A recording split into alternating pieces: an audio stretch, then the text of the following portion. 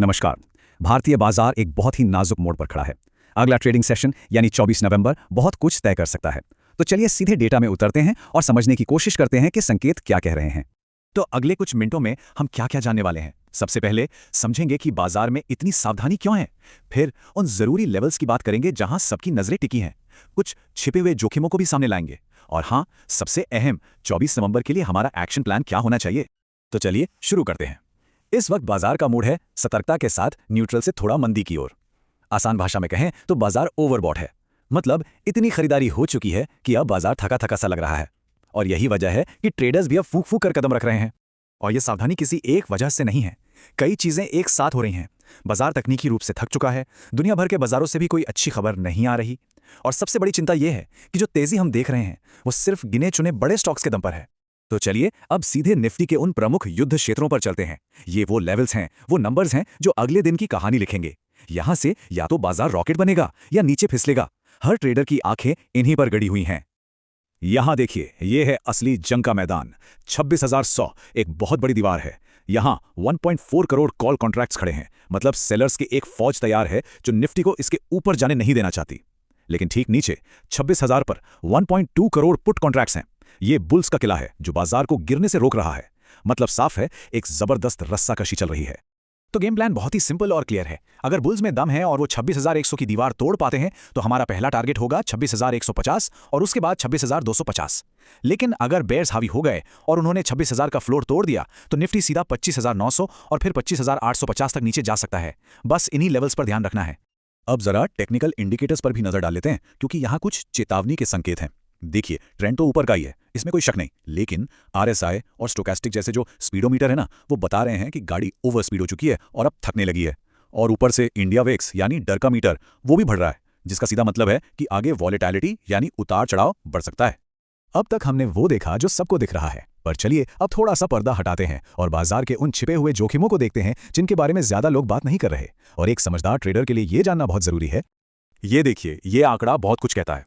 Nifty 50 के 66% stocks यानी 2/3 stocks लाल निशान में थे, गिर रहे थे। और सिर्फ 34% ही ऊपर जा रहे थे। इसका क्या मतलब हुआ?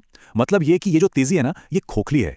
ये एक ऐसी इमारत जैसी है जिसे सिर्फ कुछ बड़े पिलर्स ने संभाल रखा है, जबकि बाकी दीवारें कमजोर हो रही हैं। और ये नंबर देखिए, 5, बस 5। यकीन होता है? निफ्टी की पिछले 800 पॉइंट की रैली में से 400 पॉइंट्स यानी आधा सफर सिर्फ इन 5 बड़े स्टॉक्स ने तय करवाया है। सोचकर देखिए, अगर इन 5 में से 1-2 भी थक गए तो पूरे बाजार का क्या हाल होगा? ये बहुत बड़ा रिस्क है। बाजार में इस वक्त एक क्लासिक एफआईआईज बनाम डीआईएस की लड़ाई चल रही है। एक तरफ है एफआईआईज यानी विदेशी निवेशक जो ऊंचे वैल्यूएशन को देखकर माल बेच रहे हैं। देखिए, नवंबर में लगभग 5,747 करोड़ की बिकवाली की उन्होंने। और दूसरी तरफ है हमारे डीआईआईज जो हर गिरावट पर खरीदने के लिए तैयार बैठे हैं। उन्होंने 22,000 करोड़ से भी ज्यादा की खरीदारी की है। तो ये देखना दिलचस्प होगा कि इस जंग में जीतता कौन है। तो ठीक है, एनालिसिस बहुत हो गया, डेटा हमने देख लिया, पर अब सवाल यह है कि इस सब जानकारी का करना क्या है। चलिए अब बनाते हैं एक सॉलिड एक्शन लेने लायक गेम प्लान। अगर कोई स्विंग ट्रेडर है तो स्ट्रेटजी बिल्कुल क्रिस्टल क्लियर है, कोई कंफ्यूजन नहीं। खरीदना है तो सिर्फ 26,100 के ऊपर टारगेट रखिए, 26,150 और 26,250। बेचना है तो सिर्फ 26,000 के नीचे टारगेट होगा 25,900 और 25,850। इस बीच के नो ट्रेड जोन में फंसने की गलती मत करना। और हाँ, सबसे जरूरी, सख्त स्टॉप लॉस, कैपिटल बचाना पहली प्राथमिकता है। अच्छा, अब बात करते हैं दूसरे मार्केट पार्टिसिपेंट्स की। अगर कोई ऑप्शंस ट्रेडर है तो भाई अभी नेकेड पोजीशन लेने का टाइम नहीं है। थोड़ा न्यूट्रल रहिए।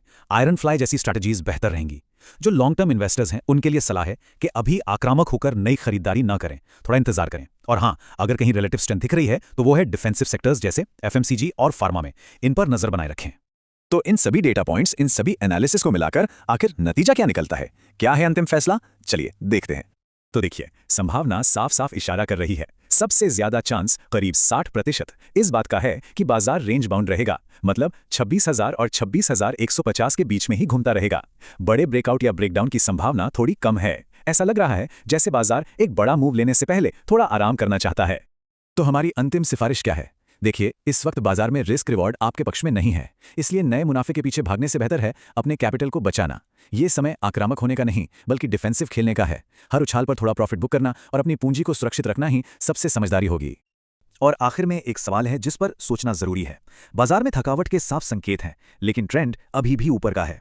तो क्या ये वक्त प्रॉफिट प्रोटेक्ट करने का है या फिर एक और तेजी पर दाव लगाने का? इसका जवाब हर ट्रेडर को अपनी समझ और रिस्क लेने की क्षमता से ही मिलेगा। तो ये था हमारा 24 नवंबर के लिए बाजार का पूरा ब्रेकडाउन। अगर इस विश्लेषण से बाजार को समझने में थोड़ी भी मदद मिली हो तो इसे लाइक जरूर करें और ऐसे ही क्लियर डेटा ड्रिवन इनसाइट्स के लिए सब्सक्राइब करना मत भूलिएगा। मिलते हैं अगली बार।